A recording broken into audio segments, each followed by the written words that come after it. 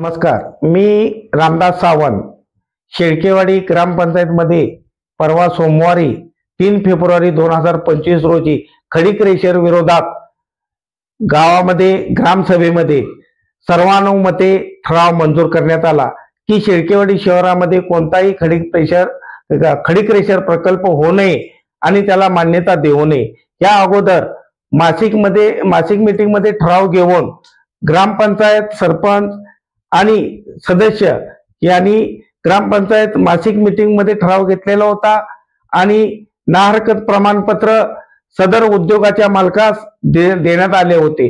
तेही परवा ग्रामसभेमध्ये वाचून दाखवण्यात आले आणि ते प्रमाणपत्र रद्द करण्यात आले आणि मासिक मीटिंगचा ठराव ही रद्द करण्यात आला। इथून पुढे जे शेळकेवाडी शहरामध्ये उद्योग व्यवसाय येतील किंवा कोणतेही व्यवसाय येतील त्यांना ग्रामसभेची मंजुरी असल्याशिवाय ना हरकत प्रमाणपत्र देऊ नये असाही ठराव घेण्यात आला।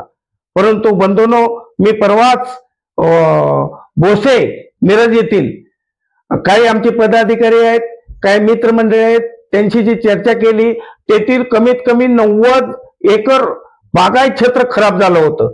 तेथील द्राक्षे बागा वाया गेल्या होत्या। तेथील द्राक्ष बागावरती धूळ साचून तेथील शेतकऱ्यांना अतोनात असे नुकसान झाले होते, म्हणून तो प्रकल्प बंद करण्यात आला। तिथे सुद्धा 5 वर्षापूर्वी असंच नारकत प्रमाणपत्र दिलं होतं, तिथेही ग्रामसभेत ठराव घेऊन तो प्रकल्प बंद आहे।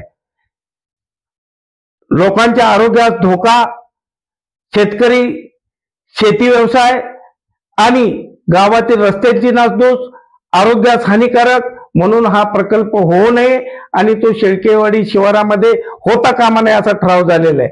घाट माथ्यावर कमीत कमी 40 एकर, 50 एकर, 200 एकर अशी क्षेत्र आहे आणि पवनच्या एकीकडे अतोनात असे क्षेत्र आहे।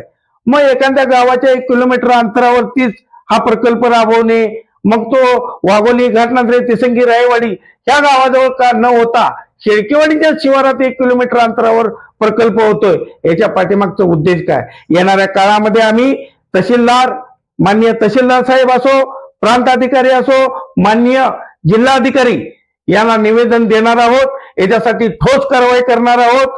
येणाऱ्या काळामध्ये गावातील सर्व लहान थोरापासून तरुण मंडळी एकत्र झालेले आहेत आणि या प्रकल्पाला ठामपणे विरोध आहे, म्हणून येणाऱ्या काळामध्ये आम्ही न्यायालयीन लढाई सुद्धा करणार आहोत आणि शेळकेवाडी शहरामध्ये असा कोणताही खडीक रेषेर प्रकल्प होता कामा नये। जय हिंद, जय महाराष्ट्र।